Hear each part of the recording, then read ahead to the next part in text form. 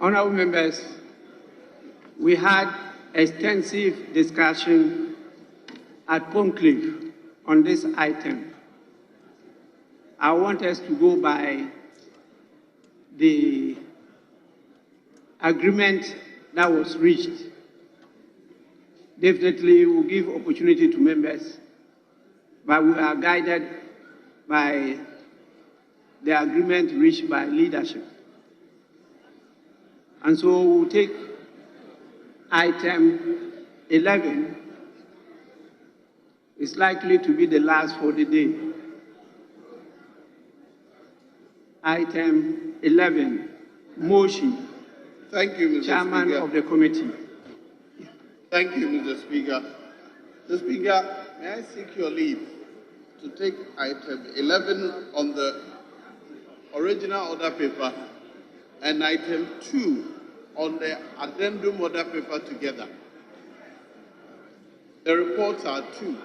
One is on the original order paper and one is on the addendum order paper. So if I may seek your leave to take the 2 together.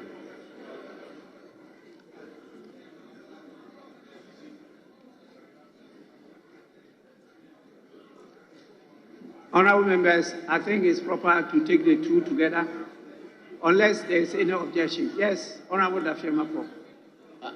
Mr. Speaker, I thank you for the opportunity to hear me by way of a preliminary objection regarding the prayer before the floor.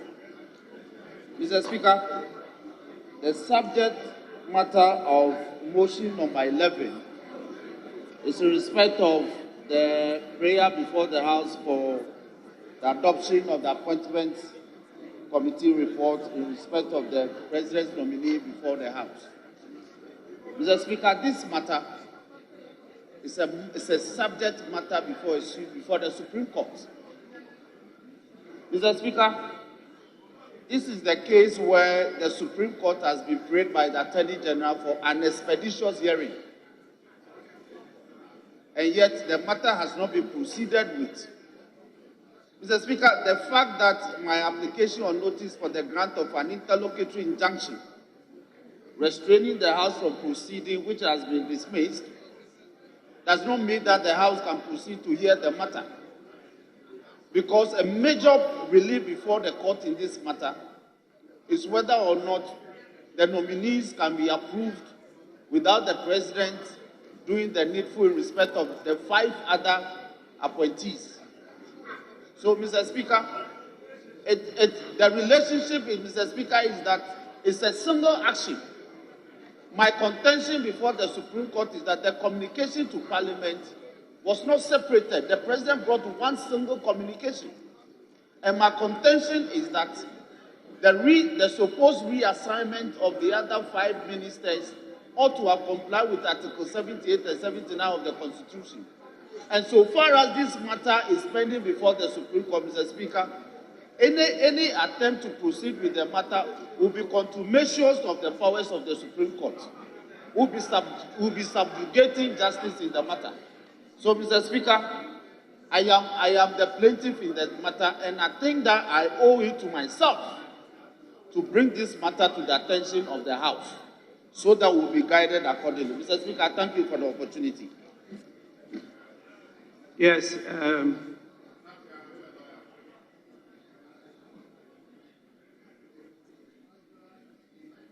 I should, yes, see to Honorable Atacha. Right, Honorable Speaker. I didn't see any lady on her feet. Oh, my daughter. Oh, your daughter. But, Honorable Speaker, I'll be very brief. Yes. Once we get to this stage, seniority counts. Honorable Speaker, I am glad that you were saying through a very, very, very unpleasant situation of the plaintiff who's supposed to be in the Supreme Court trying to argue the case here. It's unfortunate. Please, I'm on my feet. Counsel, I'm on my feet. Essentially, I'm on my feet. Yes. Right, Speaker, You see, all the arguments of my learned friend and also a member of this August House, it should articulate in the Supreme Court. The interpretation of the matters is raised here is the remit of the Supreme Court, not this August House. And at the end of the day, I was trying to hear from him what is the injunctive order which is preventing an arm of government from proceeding with this work. He himself has considered that nothing binds you by way of an injunction, that this House cannot look at the matter. And what is worse? What is worse? You should look at the fact that if you want to stall the work of the government, and at the end of the day, you go and lose terribly in the Supreme Court, the cost is massive. And if you win, we are balancing the convenience and the inconvenience. And if you win, and they say that we should be reversed, that is the matter. But to say that the parliament of this country, without an injunction, should not go on with this work with the greatest of respect, it's a very, very gross misunderstanding of the Constitution and the arms of government and their various remit. So, Honorable Speaker, there is nothing which is checkmating this House from determining the motion before you. Nothing whatsoever. And Council, you shouldn't invent one. You yourself, you've made a concession, and I think it's honorable that you lost on the injunction. And where there is no injunction, you cannot say you will fetter the one who has who hasn't been, restrained by the court. Honorable Speaker, I believe you should ignore what he said in terms of legislative functions. I know he is of emotive value, but it's of no constitutional value. And let us proceed with the matter.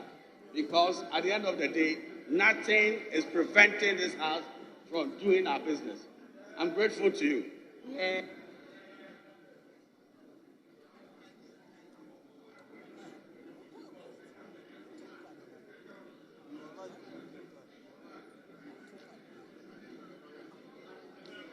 Yes.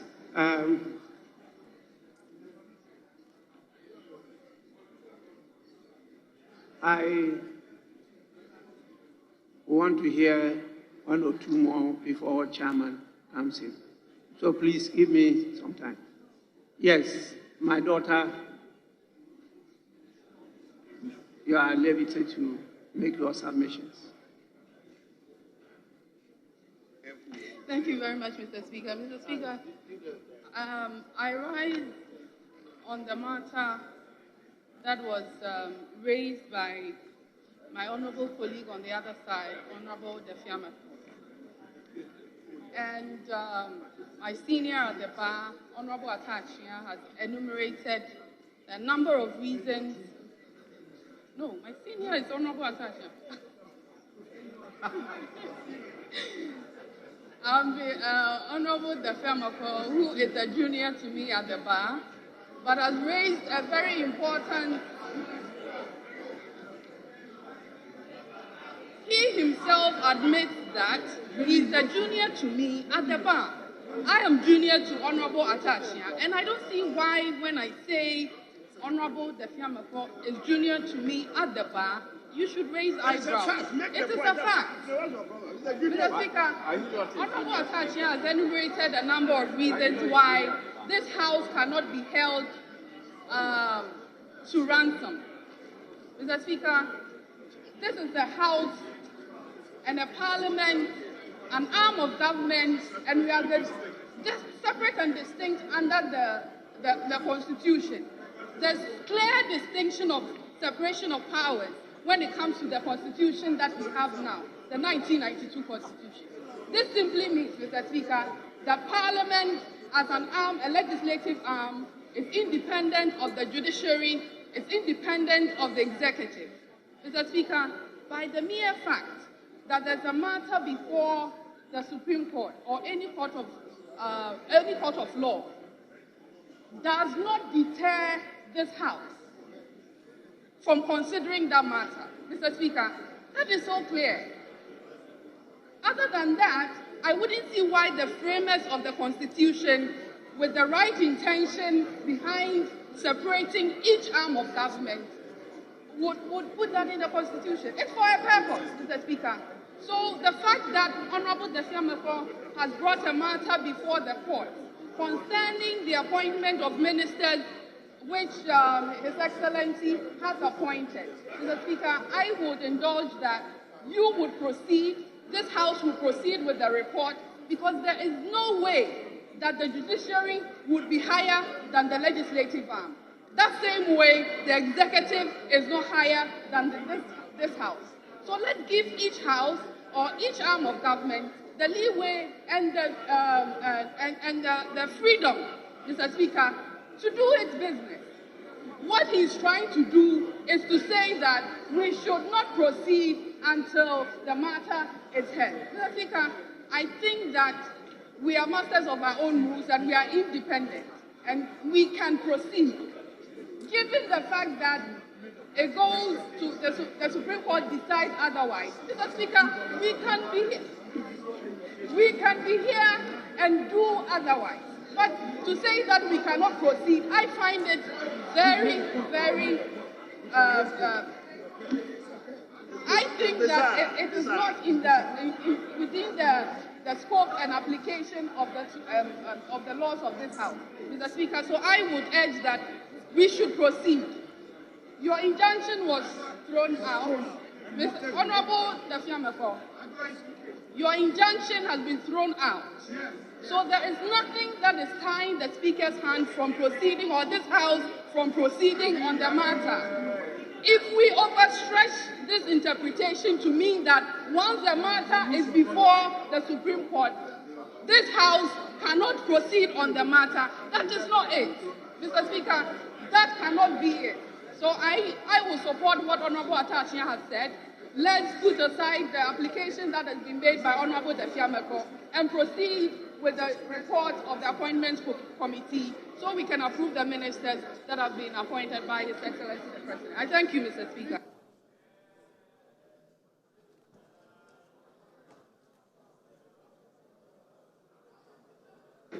Yes, Honorable Dominic Ayine. Thank you very much. Right Honorable Speaker, thank you very much for the opportunity. Mr. Speaker, the black letter law of the Constitution does not prevent this House from proceeding with its business because a matter is pending in court. The only instance where our standing orders enjoin us not to do anything, conduct any business that will prejudice matters pending before the court is when we are debating. Order 123 enjoins us not to debate matters that are likely to prejudice pending matters in court. But, Mr. Speaker, the fact that the black letter law of the Constitution does not prevent us from proceeding with business does not mean that based upon the principle of co-equality of the branches of government, the three branches of government are separate but equal. Mr. Speaker, today's business directly relates to a matter that is pending before the Supreme Court of this Republic. And the plaintiff happens to be an honorable member of this House.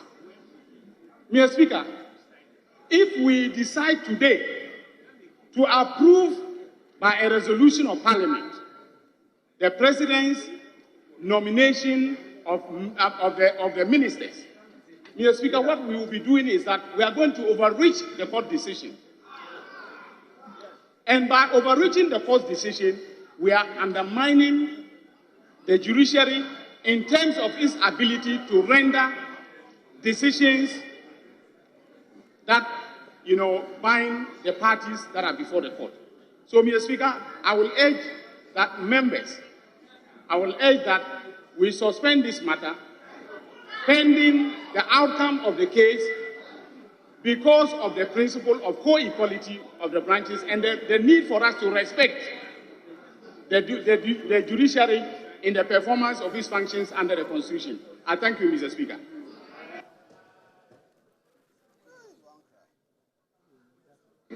Thank you very much, Mr. Speaker.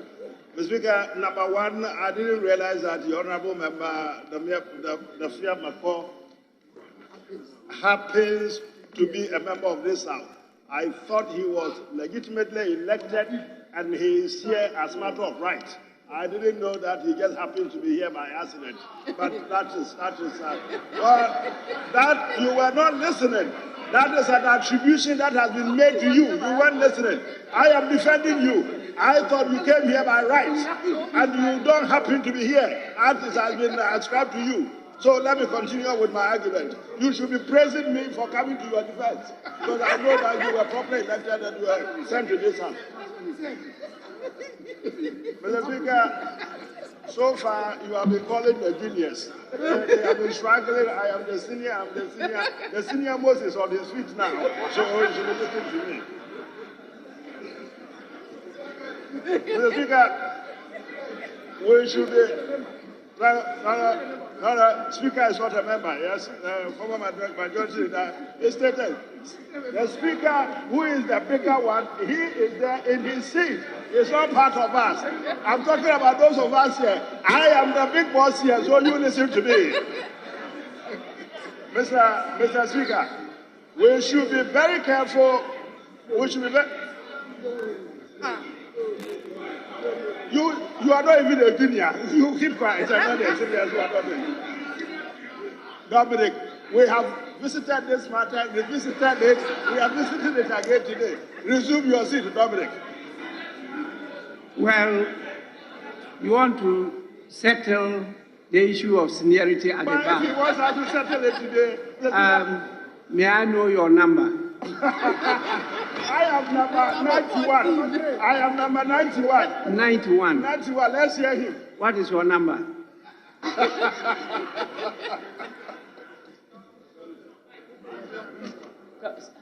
Mr. Speaker, I was called to the bar in October 1995. Ask him the year he was called to the bar. He just asked me. I've just told him. I was called to the bar in Michaelmas term 1991. No, that's in England. Michaelmas term. That's in England. That's in England. That's in England. Ghana. England, they do. You think they do contemporary law? Is that what you are thinking about? They do the common law. Mr. Speaker, 1991, the senior. 1991. Ghana or England? Mr. Speaker, it gets even more interesting. It gets even more interesting. Maybe the world should know. Mr. Speaker, 1997, I was approached to come to Ghana, Mr. Speaker, to be called to the bar on exemption. I was exempted, and in the history, Mr. Speaker, in the history of this country, I am the only barrister who has been called to the bar of Ghana, Mr. Speaker, on the basis of clear exemption. Check the documents of the Ghana Legal Council, the Legal Council. I was called to the bar on the basis of exemptions granted me, absolute exemption, absolute exemption. I didn't write one paper. I was called to the bar on complete exemption. It is there. I was 1997. But Mr. Speaker, before that, I was practicing at the bar of England and Wales starting from November 1991. I would have been a QC. I would have been a KC or QC by now, Mr. Speaker. Let the young guys, let them resume their positions, let them resume their seats. Let's continue with this matter. Honourable members, So the matter is settled. The matter is settled. Finally. Just a minute. Yes, Honourable. Right, Honourable Speaker, you asked me my bar number. My bar number is 81. 81. And it's 91. 81. 91. On the bar website of the Ghana Bar Association, My number is 81. The Honorable K.T. Hammond's number is 91. So they cannot be. Honorable members, clearly, since the establishment of the Ghana Law School in 1958 and the Bar Association, until you are called to the Ghana Bar, you are not recognized as a professional legal practitioner in Ghana. Before then, when you are called to the bar in UK, you were fully recognized. And the first Ghanaian to be called to the bar was in 1883. That is Ribeiro.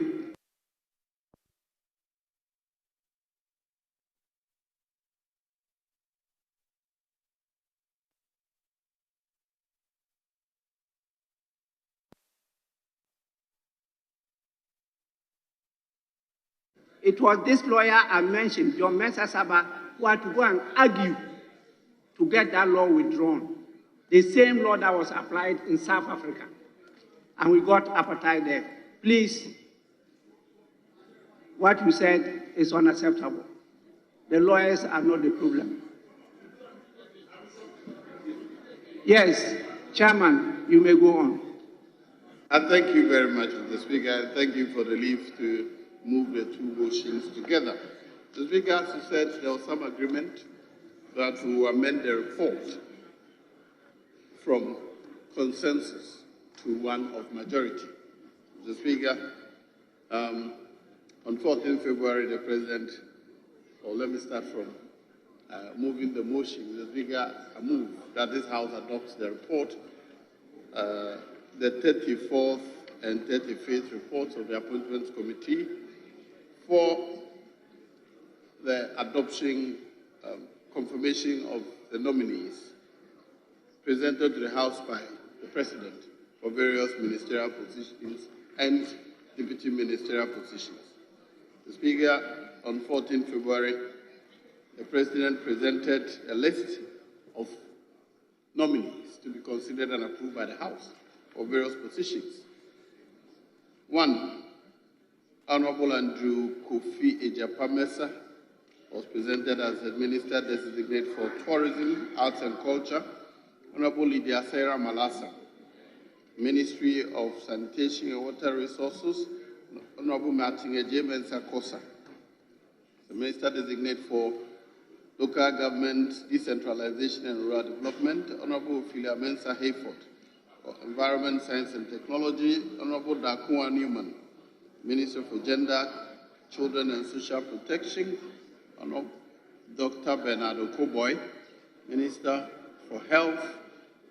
Honorable Ni Kwate Tatus Glover, Minister for Greater Accra Region. Ms. Fatima Abubakar, Minister of Information. Mr. Daniel Machato, Minister for OT Region.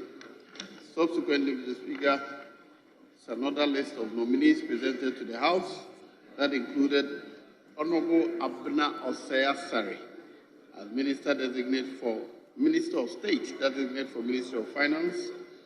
Honorable Benjamin Setcheri Oboa, Deputy Minister for Gender, Children and Social Protection. That is a very appropriate ministry for that young man. Honorable Sylvester Tete, the Deputy Minister Designate for Information. Honorable Charles Echampo for Communication and Digitalization. Honorable Adelaide Tim for Health. Honorable Alenda Kwesiakwa, also for Health. Honorable Vincent Eko Asefua for Local Government, Decentralization and Rural Development. Honorable Kobna Abam Abuasani for Energy. Honorable Collins Adumaku Mensah for Energy.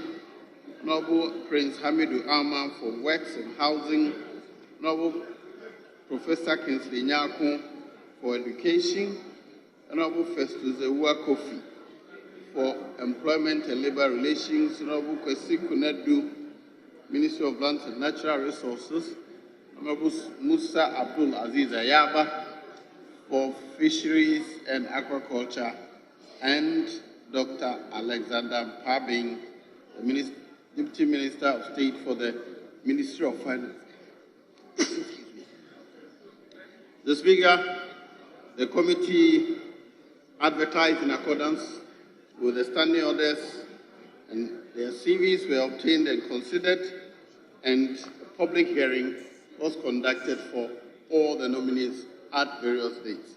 The Speaker, in accordance with the new standing orders, apart from the standing members of the Appointment Committee, the various leadership of the subject matter committees were invited at their respective dates to join with the Appointments Committee to consider the nomination.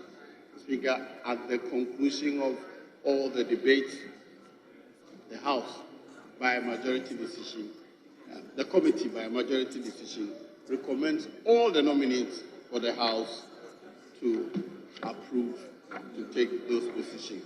I so move, Mr. Speaker. Any seconder?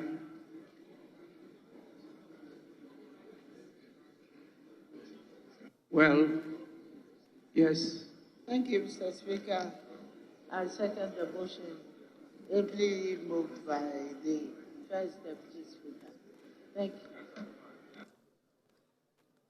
you. Yes, motion moved and seconded. It's now for the consideration of the House.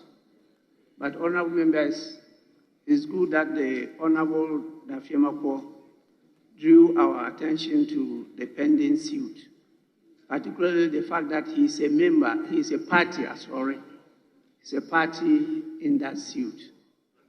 And clearly, if you go through our Constitution, particularly referring to the spirit of the Constitution, once you have an interest or you are a party in a matter, but that one dealt with contracts. But at least once he has the suit there, it should not be read to me that the fact that this matter was debated by the House, he has abandoned his interest, or should not be held to have conceded to anything. So it's good that he drew our attention to it. He can still continue to pursue his matter.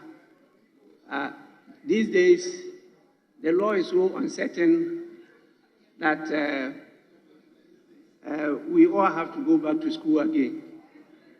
I think so. These days, the law is so uncertain. And it's good that Honorable Ayine drew our attention to the arms of government. I myself am concerned about the judiciary intrusion into our arena. The law has changed a bit. Whilst we used to know that what happens in Parliament was a closed book. These days, it is not a closed book.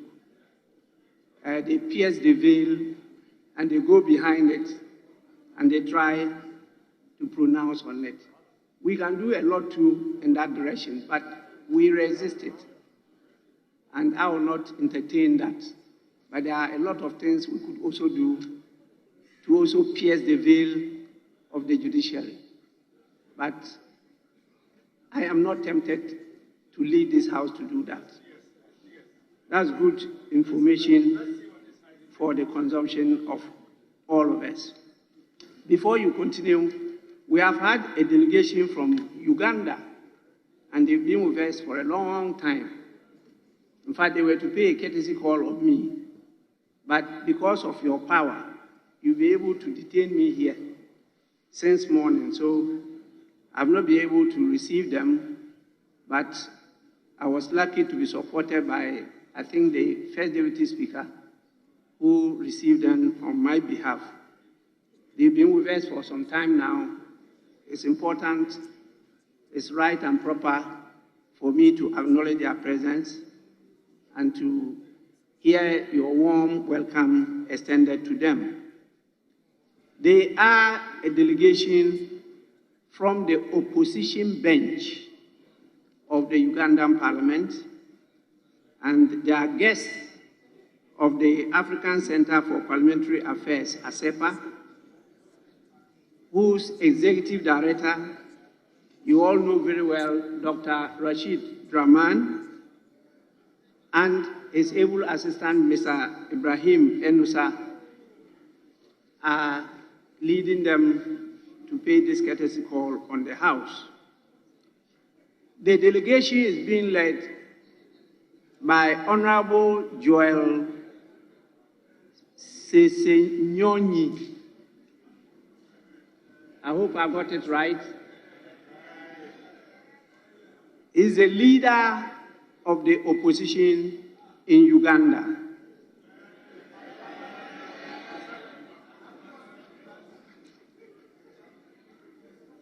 Akufo-Addo is the leader of the minority. He is not the leader of the opposition in Ghana, but he is the leader of the opposition in Uganda. Now, you have Honorable Nambeshi John Baptist.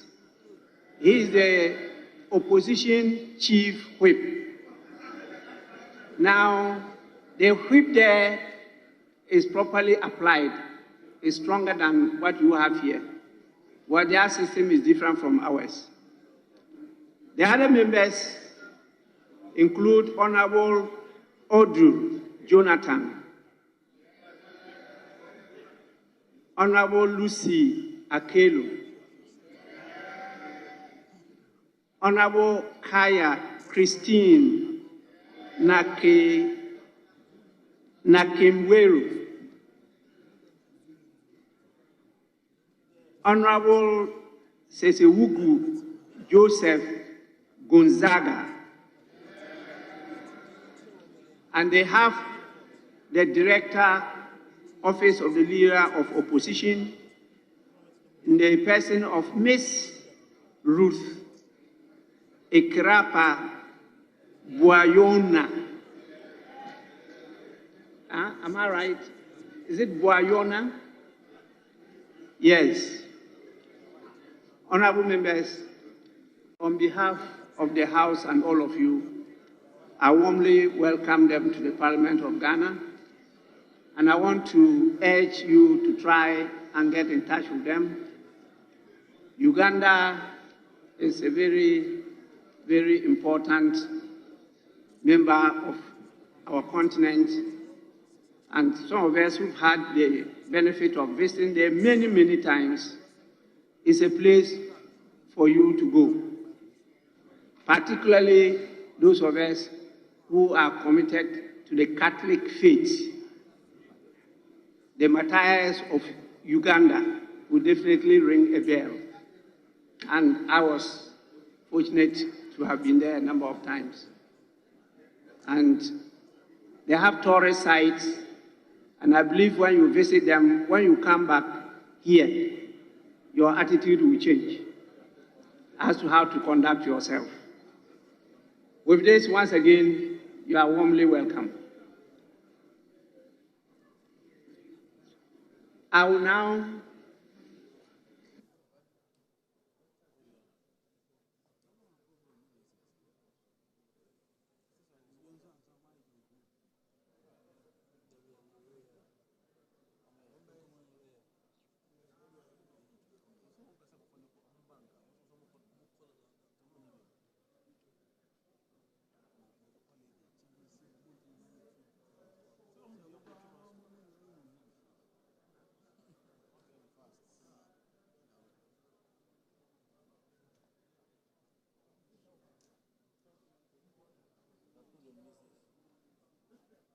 Yes, I think the House is prepared to listen to. Did we say 2 from each side of the House or 1? 1. Yes, so Minority Leader.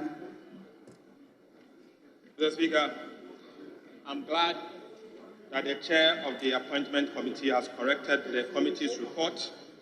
Mr. Speaker, the committee's report is a majority decision because we could not approve the nominees by consensus.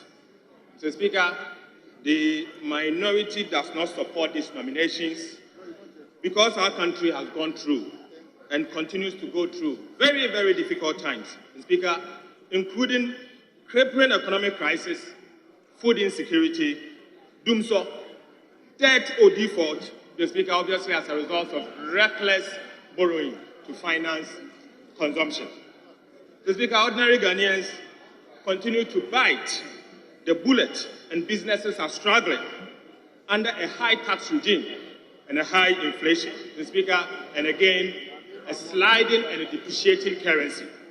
Right, Honorable Speaker, in times like this, we expect the government to signal to the people of Ghana and the investment community that the government is ready and willing to do things differently to restore the needed confidence in our economy.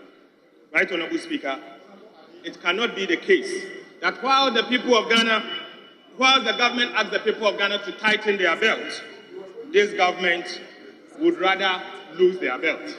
Mr. Speaker, merely piling on ministers and deputy ministers does not signal to the people of Ghana that the president understands the seriousness of the mess that has been created in this administration.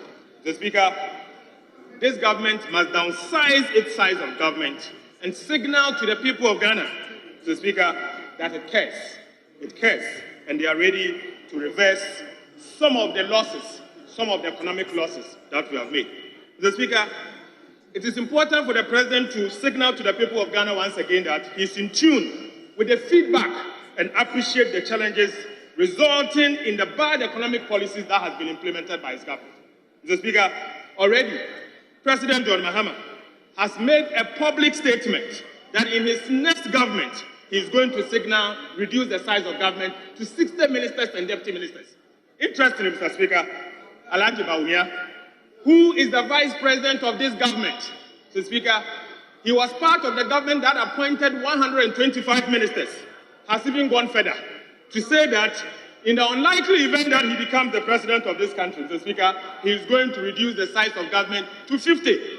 Mr. Speaker, respectfully, Mr. Speaker, I may ask, what is the prudent justification for a minister of state at the Ministry of Finance, 2 deputy ministers, and a minister of finance himself? Mr. Speaker, 4 at the Ministry of Finance. Mr. Speaker, if I may ask again, at the local government ministry, there is a minister at the Ministry of Local Government, 2 deputy ministers, and a minister of state. Mr. Speaker, why? Why? Is it the prudent use of taxpayers' money? Mr. Speaker, this is unfortunately most imprudent use of the taxpayers' money. We cannot, Mr. Speaker, in good conscience, support the approval of these nominees, especially when this government has been reckless, wasteful, Mr. Speaker, and most importantly, very insensitive to the plight of the people of Ghana. Right, Honorable Speaker, the NDC minority caucus will not and cannot take part in this decision to further increase the size of this administration. Mr. Speaker, we cannot be part of this. Finally, Mr. Speaker, let the record reflect that the NDC minority caucus cannot be part of this approval process.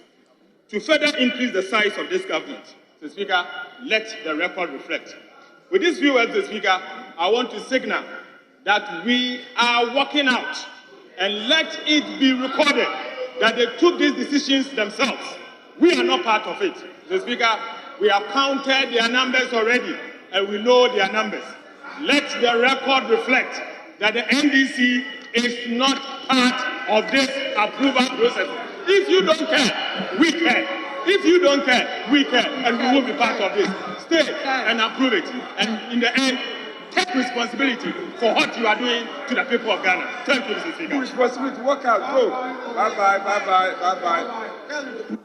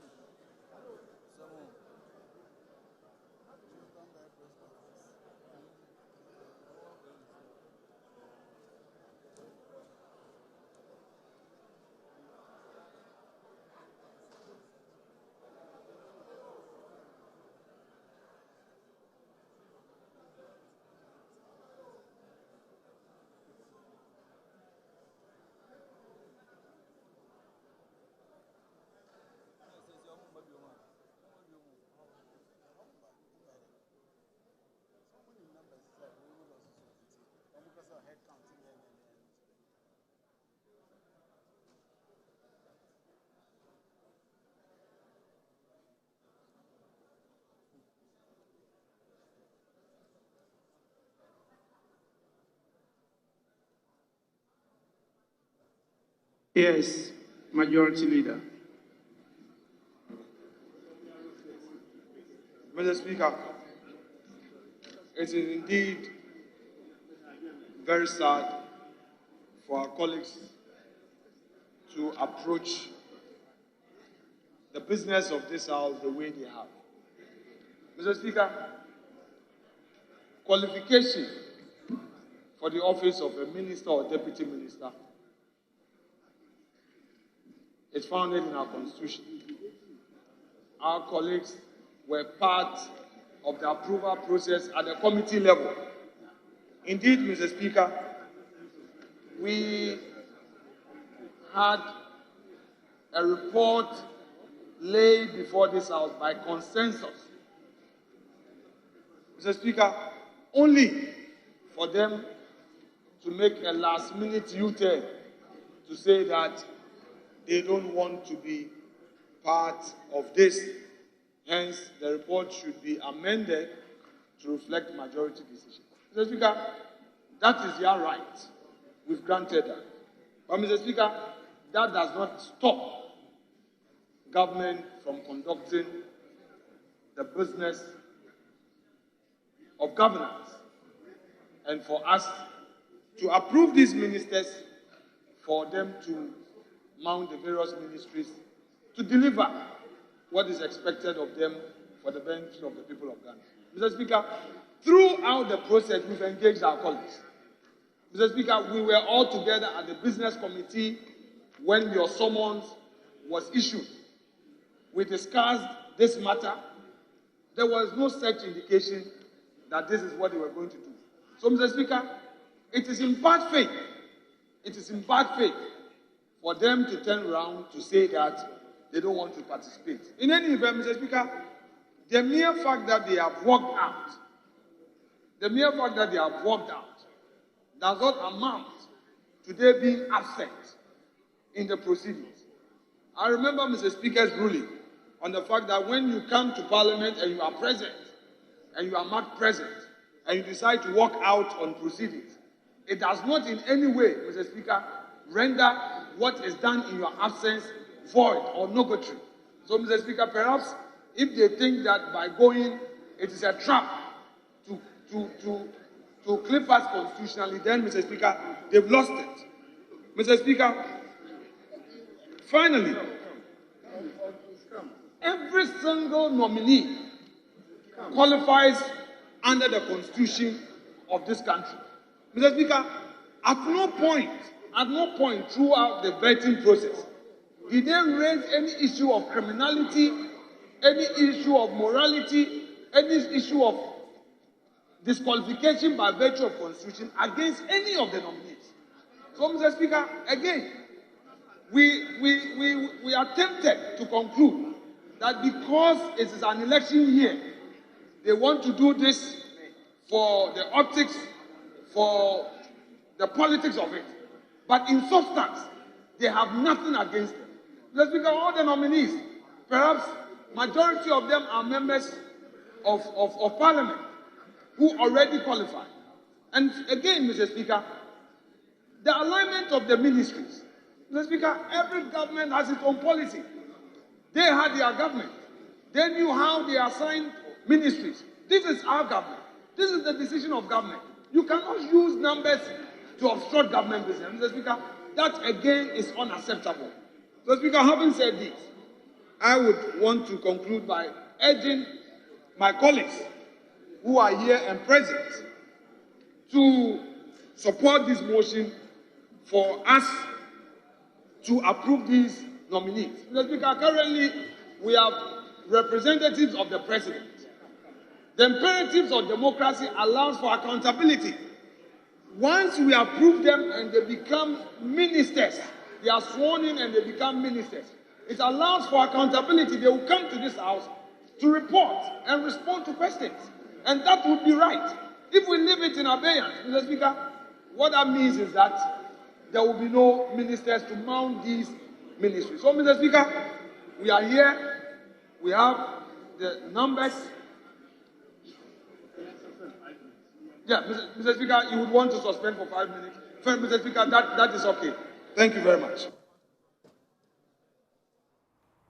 So this is our special coverage of proceedings in Parliament. And we are told that the minority, they have walked out of the House, and the Speaker has suspended sitting. And so these are live feeds from Parliament you're seeing. We'll soon be crossing over to see if we can speak to our Parliamentary Affairs correspondent, Kweku Asante, to understand what the latest is now. But we can assure you that sitting in Parliament has been suspended by the Speaker following the walkout of the minority group in Parliament.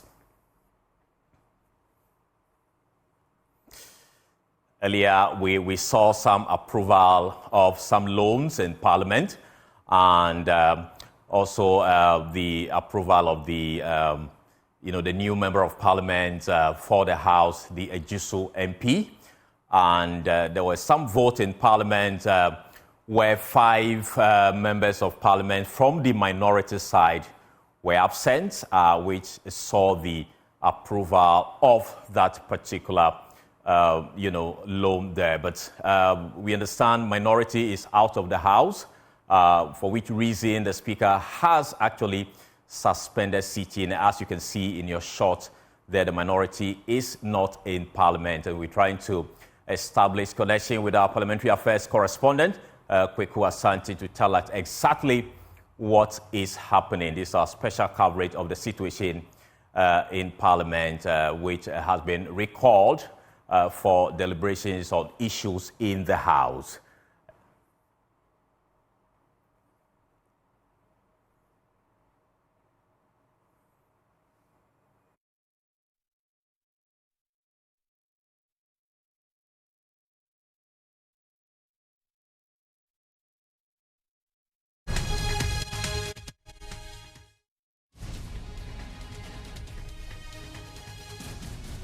Earlier, the minority leader has been raising some concerns regarding the number of, ministers in this country, and so they would not be part of any process to add more new numbers to the numbers of ministers we already have in this country, and it's part of the reason why they actually staged a walkout. But as we are telling you, we're trying to establish connection to the House to get the latest with our parliamentary correspondent there. This is a special coverage of the event happening in Parliament, which is an emergency recall of Parliament to consider some government business. Amongst them is the approval of some loan, which we are told has gone through. And the one on now has to do with the approval of some ministers, which has caused some disagreement between the minority and majority, for which reason minority, they have staged a walkout. And then the Speaker also suspending sitting for now. And we are keeping our eyes on the ground. And so we'll cross live to Parliament to speak to our Parliamentary Affairs correspondent, Kweku Asante, to tell us more. Kweku, what is the latest? What is happening as we speak?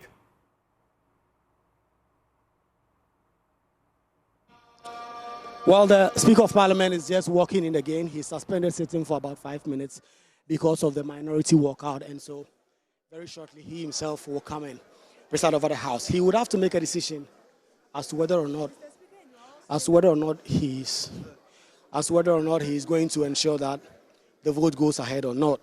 And in fact, on previous occasions when the House has had one side walkout, business have proceeded as usual. So the Speaker of Parliament is back in his chair. He'll make a determination as to whether or not he will proceed with a vote on the ministerial nominees or he will take another decision. So, yes.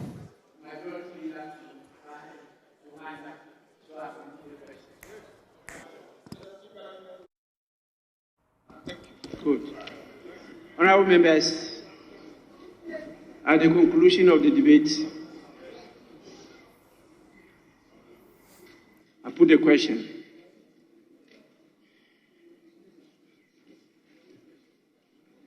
Those in favor of the motion, say aye. Aye. Those against, say no. Honorable members, the ayes have it. The motion is adopted. The House has accordingly approved the nominations of His Excellency the President of the following persons as Ministers of State and Deputy Ministers of State.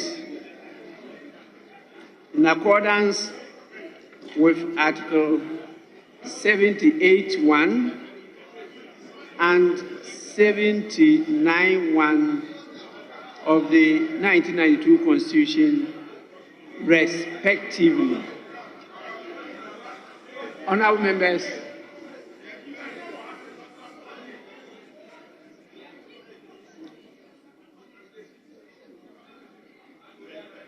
the ministers and deputy ministers designates are as follows. 1. Honorable Abina Osei Asare, Minister of State at the Ministry of Finance. Honorable 2, Honorable Dr. Benjamin Sechere Yeboah, Deputy Minister for the Ministry of Gender, Children and Social Protection. 3, Honorable Sylvester Tete, Deputy Minister for the Ministry of Information. 4, Honorable Charles Achampong, Deputy Minister for the Ministry of Communication and Digitalization. 5, Honorable Adelaide Intim, Deputy Minister for the Ministry of Health. 6, Honorable Alexander Akwasi Akwa, Deputy Minister for the Ministry of Health. 7, Honorable Vincent Eko Asafua, Deputy Minister for the Ministry of Local Government, Decentralization and Rural Development. 8, Honorable John Kobina Abam Abua Sani, Deputy Minister for the Ministry of Energy. 9, Honorable Collins Adumaku Mensah, Deputy Minister for the Ministry of Energy. 10, Honorable Dr. Prince Hamidou Ama, Deputy Minister for the Ministry of Works and Housing. 11, Honorable Professor Kingsley Nyaku, Deputy Minister for the Ministry of Education. 12, Honorable Dr. Festus Ewua Kofi, Deputy Minister for the Ministry of Employment and Labor Relations. 13, Honorable Akwasi Konadu, Deputy Minister for the Ministry of Lands and Natural Resources. 14, Honorable Musa Abdulaziz Ayaba, Deputy Minister for the Ministry of Fisheries and Aquaculture Development. 15, Dr. Alexander Ampabing, Deputy Minister of State for the Ministry of Finance.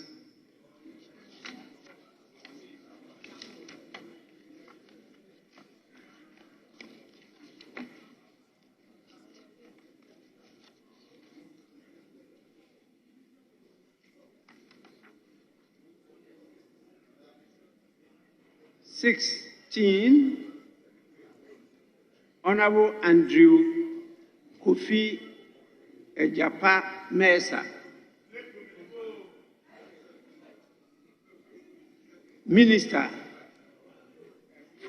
for the Ministry of Tourism, Arts and Culture. 17, Honorable Lydia Siram Al-Hassan, Minister for the Ministry of Sanitation and Water Resources. 18, Honorable Martin Ajay Mensah Corsa, Minister for the Ministry of Minister for the Ministry of Local Government, Decentralization and Rural Development.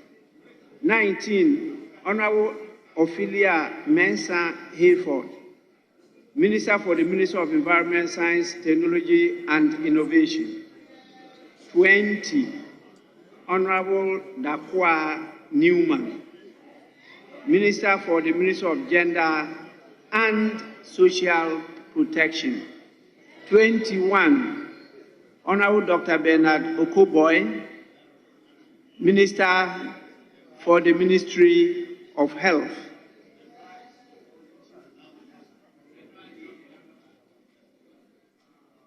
21, Honorable Daniel Ni Kwate Titus Glover, Minister for the Greater Accra Region. 22, Ms.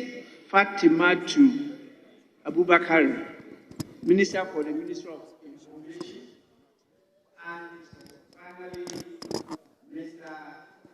Daniel Machako, Minister for the OT region.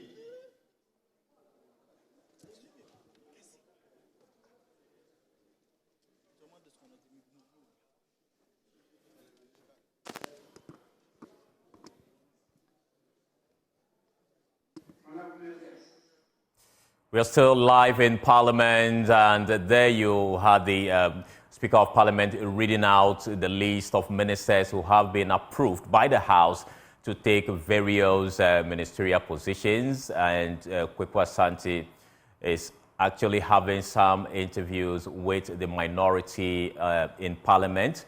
We'll cross over to him to understand what actually informed the walkout of the minority.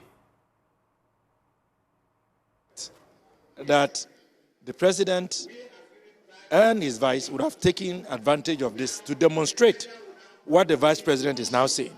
What is the point of Bawumia telling Ghanaians that he is going to govern this country with 50 ministers, and yet he stands by looking on when a government that he is part of is appointing these many ministers? So we have done this based on principle. We cannot support an obese government, and this government is obese.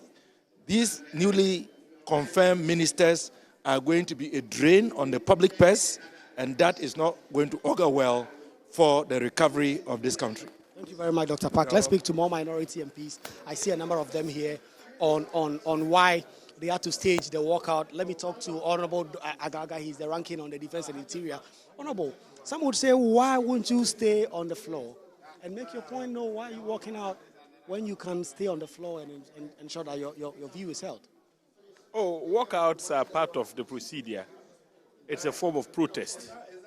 When you stage a walkout, the world over, I mean, it's in conformity with parliamentary practice.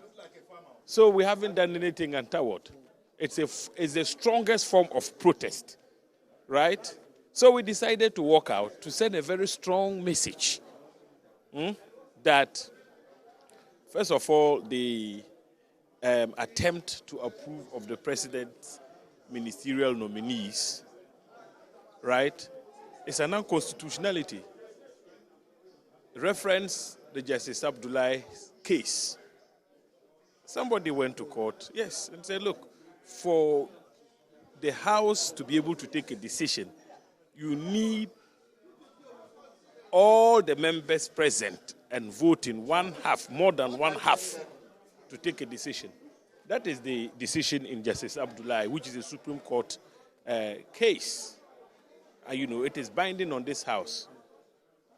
Remember when we considered the e-levy and all that, that decision came up very strongly, very, very strongly, So, once the arguments were canvassed and weren't seen a way clear, we thought that in the circumstances, the best thing to do was to stage a walkout so that, like Pontius Pilate, we wash our hands for the sake of posterity. generations that will come after us would know that we did not partake in this unholy enterprise to have ministers approved when we know that we are in economic distress. The numbers of ministers appointed are just too many for a country with a population of less than 35 million. We all agree that the numbers are too huge, they are staggering, and ought to be, reduced. Bawumia, the candidate for the MPP, has stated categorically that he will downsize government. Our flag bearer and the incoming president, John Mahama, has stated that he will downsize, government. So why is Akufo-Addo alone oblivious to the realities on the ground? So those are the reasons why we felt it was necessary and compelling to walk out. Thank you very much. James Agaga there. Honorable Kuma is the MP for Kintampo. Honorable, clearly you support the decision of your leadership to walk out. Oh, yes. Seriously and in all sincerity, we are supposed to protect the public purse by our actions.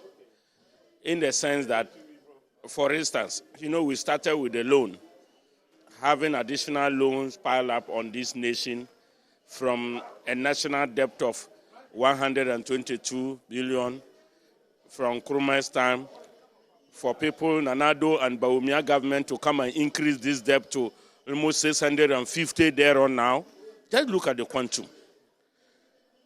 And you see, the German government even advised His Excellency Nana Akufo-Addo when he ever went there. He advised them to reduce the size of government. You see, he advised that they should reduce the size of government. And His Excellency Bawumia has buttressed this point. I'm sure Ghanaians should know that the opposition stands for the welfare of Ghana than any other government as we have it now. Because we are saying our flag bearer has been on it, that the size of government is too much. So why add on?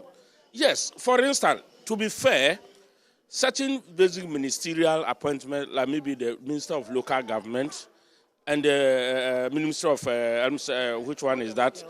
Health, for instance. Yes, they've changed them. Ideally fine. But there are additions still.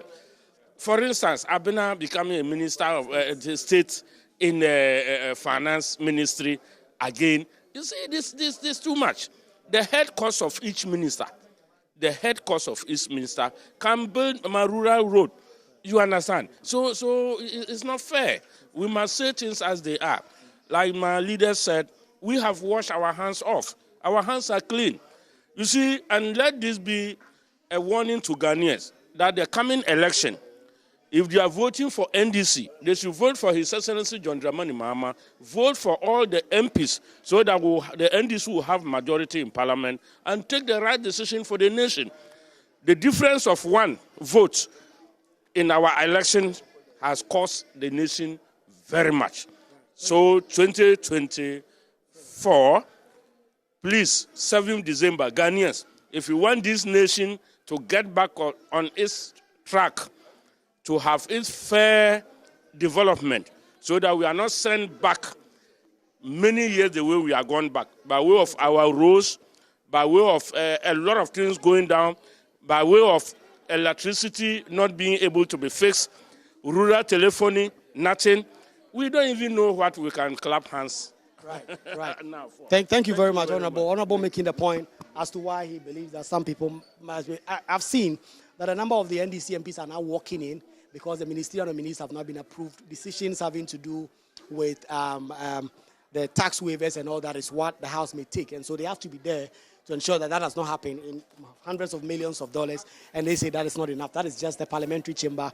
And we expect that any moment from now, the proceedings is going to get underway. We are going to get a certain understanding of whether or not the tax waivers are going to be discussed and all these issues that have come up. So that is the state of play here in Parliament. The minority MPs walking out of the process, ensuring that the House, in their words, did not have a quorum. But of course, the Speaker of Parliament has gone ahead to put the question, and the ministerial nominees have been approved. They have been on the sidelines for weeks and months now. But finally now, they have been approved. We expect that the President will either tonight or tomorrow or the days that will come, swear them in. And then they will make some determination. So there's some fierce debate going on up there in the chamber. We're going to take you back there live again and get a certain understanding of what the minority strategy is going to be, because they've walked in now. What exactly are they trying to do, and what will this mean for this emergency system and the legitimacy of the decisions that have been taken here?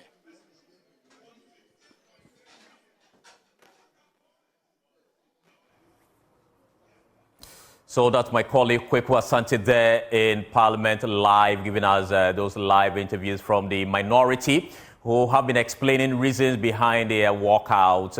According to them, they don't want to be part of what is going on. They believe that the size of government is already large, and so being part of that process in Parliament would mean that they are in support of the new numbers that are coming to add up to the already huge numbers of the ministerial numbers we are seeing. And so they have decided to stage a walkout. But as he clearly said, the debate is about to commence, and the minority MPs are going back into the chamber to see if they can take part in the decision. But the latest news is that Parliament has approved some ministers of state who were actually nominated by the president some weeks ago, which means they are free to take their position as ministers. And this is what the minority has been protesting by staging a walkout of the chamber. But